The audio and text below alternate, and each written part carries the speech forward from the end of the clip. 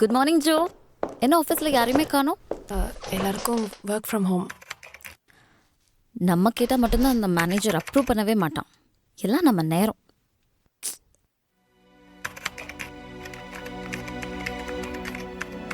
Joe mail பார்த்தியா? இல்லை, என்னாச்சு? பாரு. ஜோதிக்கு இந்த ஐடி வேலையெல்லாம் பிடிக்கலம்மா. என்னோட பிஸ்னஸ் லாஸ் ஆகி கடன்பட்டு அட்டாக் வந்து மறுபடியும் ஹாஸ்பிட்டல் செலவுக்கு கடன் வாங்கி என்னால் தான் வேண்டாம் வெறுப்பாக போயிட்டுருக்கா. Excuse me sir. வாங்க madam. This is the third escalation call for you this month. வேலை பண்ண நஷ்டம் இல்லை, நான் ரிசைன் பண்ணிட்டு போயிட்டே இருங்க. ஏன் எங்க உயிரை வாங்குறீங்க? சாரி மட்டும் சொல்லாதீங்க. அதை வச்சு ஒரு மண்ணும் பண்ண முடியாது. ஏரன்ல ரேட்டிங் வரலன்னா ஏன் முன்னாடி வந்து நிக்காதீங்க. Just shut up and get last.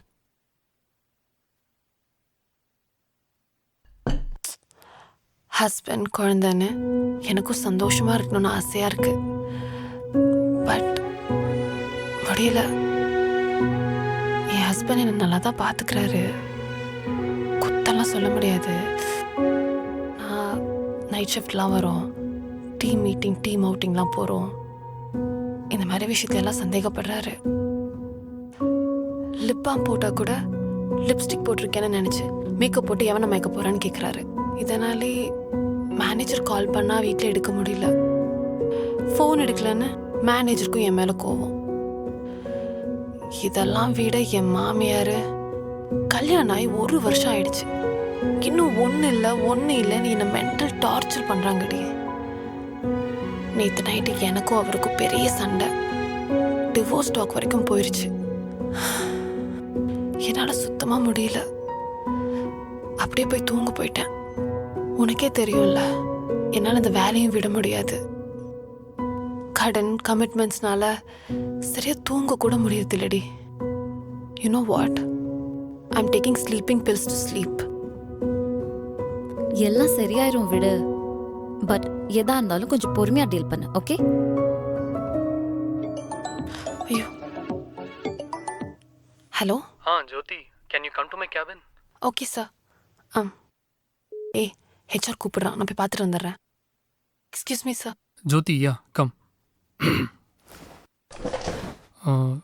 This is very hard to convey this to you, Jyoti, but the management, has decided to lay off 10% of our workforce, and unfortunately, your name is also on the list.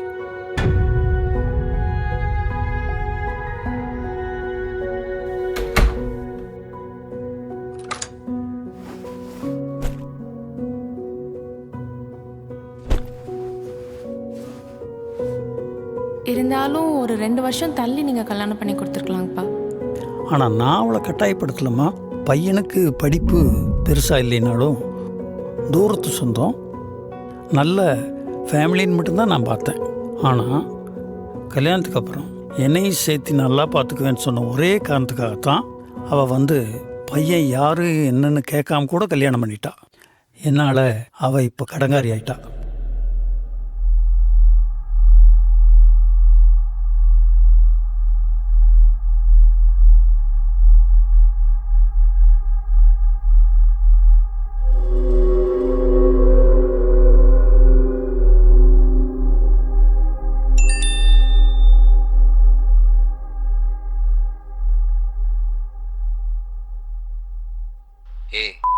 இனிமே உன் கூடலாம் சேர்ந்துருக்க முடியாது. நீ யார் கூட வேணாலும் போய் கூத்தடி, எனக்கு எந்த கவலையும் கிடையாது. மரியாதையா பேப்பர்ஸ்ல கையெழுத்து போட்டு அனுப்பு.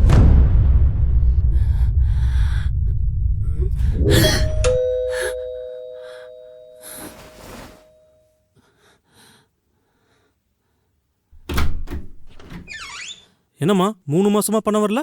எப்ப கேட்டாலும் அடுத்த வாரம் அடுத்த மாசம் ஏமாத்திட்டு இருக்கீங்களா? இல்லை சார், அப்பாவுக்கு உடம்பு முடியாமல் இருந்தது. இந்த கதையெல்லாம் வேணாமா. 3 நாள் தான் டைம், அதுக்குள்ள பணம் வரணும். இல்ல சந்து சிரிச்சிடும் பாத்துக்கோ. வாங்கின காசை கொடுக்குற வக்கம்னா ஒரு அப்பனுக்கு பிறந்திருந்தா நாண்டுகிட்டு சாகணும். என்ன ஜென்மங்களோ.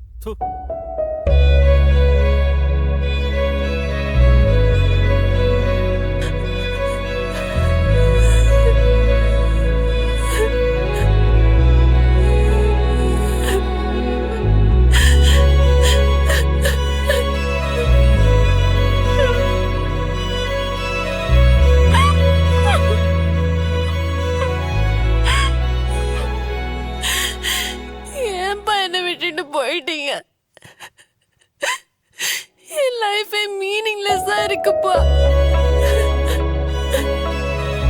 என்னால சுத்தமா முடியலப்பா, சுத்தமா முடியல.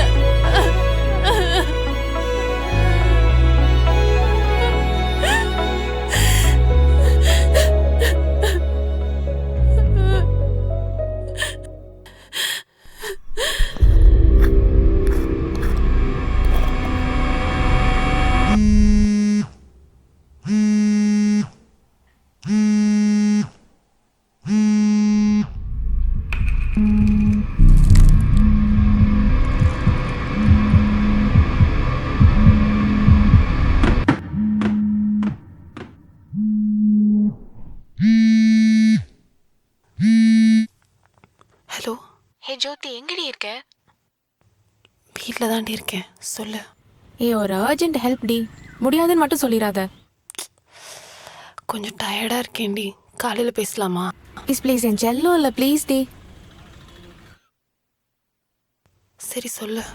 இன்னைக்கு ஒரு பெரிய கிளைண்ட்டோட மெஹந்தி ஃபங்க்ஷன் டி. நான் வேற ட்ரேப்பிங் மேக்கப்னு எல்லாத்துக்குமே ஒரு ஆள் அலாட் பண்ணியிருந்தேன். அவங்க வேற மெடிக்கல் எமர்ஜென்சின்னு போயிட்டாங்க டி.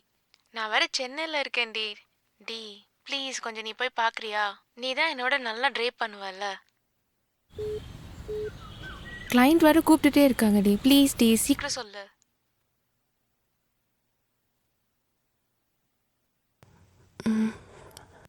சரி ஓகேடி. தேங்க்ஸ் டி, தேங்க்ஸ் டி, தேங்க்யூ.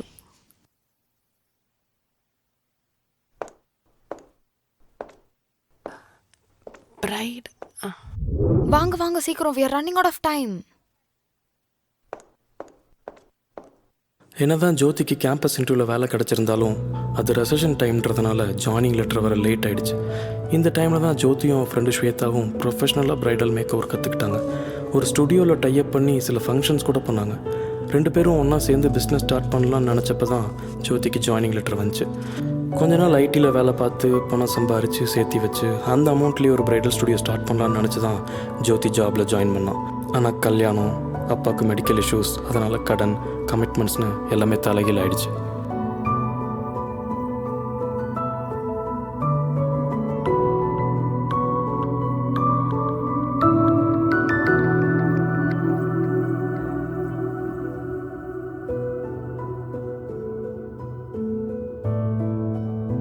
ஹே வாவ், ரொம்ப அழகா இருக்குடி.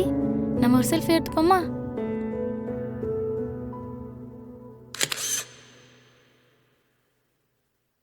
இந்தாங்க வச்சுக்கோங்க. ஏய் வேணாங்க. வச்சுக்கோங்க. இல்லைங்க. உங்க ஓனர் கிட்டலாம் நான் சொல்ல மாட்டேன். Today is my special day and you made me so special. தேங்க்யூங்க, தேங்க்யூ.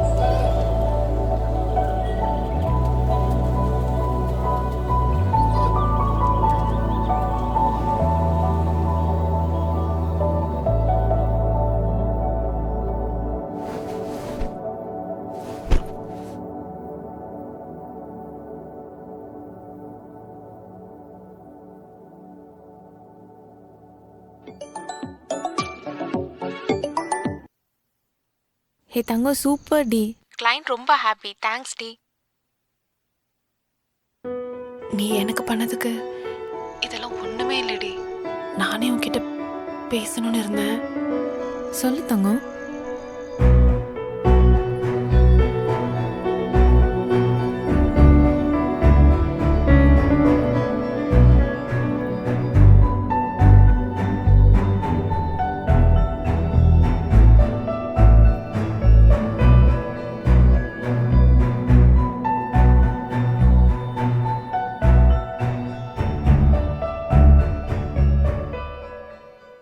என்னடி சொல்ற?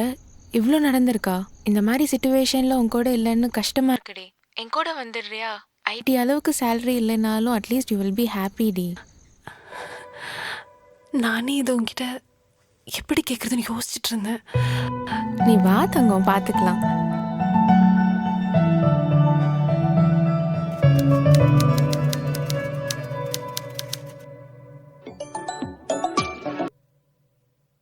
ஹலோ. ஏ மேரேஜ் ஃபிக்ஸ் ஆயிடுச்சுடி. ஹே, கங்க்ராச்சுலேஷன்ஸ் டி. யாரடி மாப்பிள்ள? வீட்டில் பார்த்தது தான். யூகேல வேலை பார்க்குறாரு, அங்கேயே செட்டில் ஆகிடலான்ட்டு. ஸ்டுடியோவும் அங்கேயே போடலான் இருக்கேன். ஆனால் என்ன, இங்கே ஸ்டுடியோக்கு லோன் வாங்கியிருக்குல்ல, அது வேறு க்ளோஸ் பண்ணணும். சேல் பண்ணுறதுக்காக பார்த்துட்ருக்கேன். ஜோதி, உனக்கு ஓகேனா நீ வேணா அந்த லோனை டேக் ஓவர் பண்ணிவிட்டு ஸ்டுடியோவை நீயே ரன் பண்ணுடி. I know you're in debts already, but இருந்தாலும் கேட்டு பார்த்துடலான்ட்டு தான். ஏன்னா business is good. I think you can manage.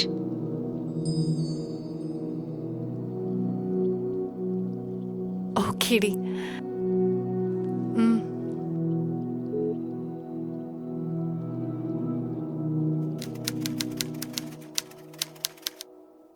இந்த world suicide prevention day awareness ப்ரோக்ராமில் த சிட்டிஸ் லீடிங் பிரைடல் ஸ்டுடியோவோட எம்டி திருமதி ஜோதி அவர்களை ஓரிரு வார்த்தைகள் பேச அழைக்கிறோம்.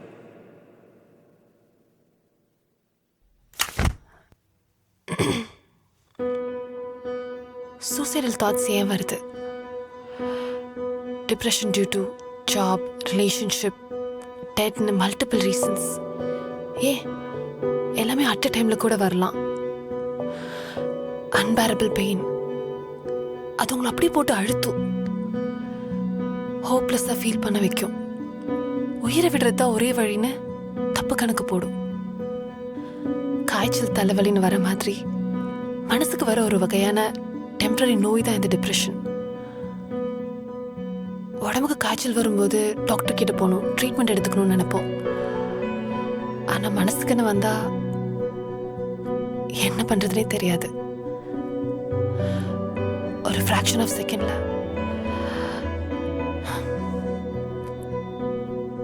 நீங்களே உங்களை கொன்றதுனால அது உங்களுக்கு மட்டும் லாஸ் இல்லை. ஃப்யூச்சரில் 100 பேருக்கு வேலை தர ஒரு ஆண்டர்பிரினர் இந்த சொசைட்டி இழந்துரும். லைஃப் சேவிங் மெடிசனை கண்டுபிடிக்கிற ஒரு சயின்டிஸ்ட் இழந்துரும். தான் சோகத்துலையும் மற்றவங்களை சிரிக்க வைக்கிற ஒரு கொமேடியன் இழந்துரும்.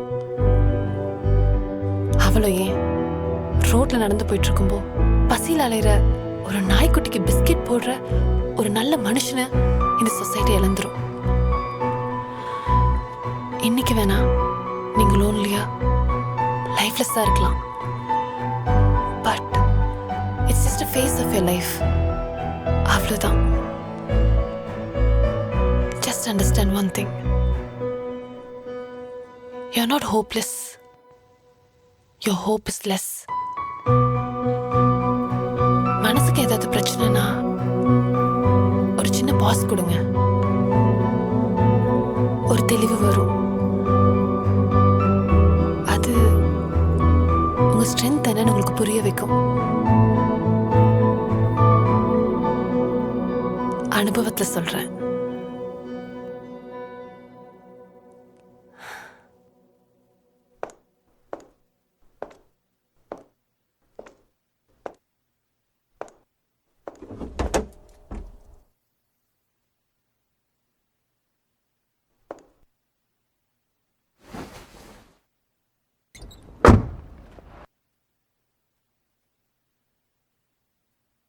சாரி. இன்னும் எத்தனை தடவை அதே சொல்லுவீங்க? என்னடா பொல்லாத வாழ்க்கை, என்னடா பொல்லாத வாழ்க்கை, இதுக்கு போய் அலட்டிக்கலாமா, இதுக்கு போய் அலட்டிக்கலாமா.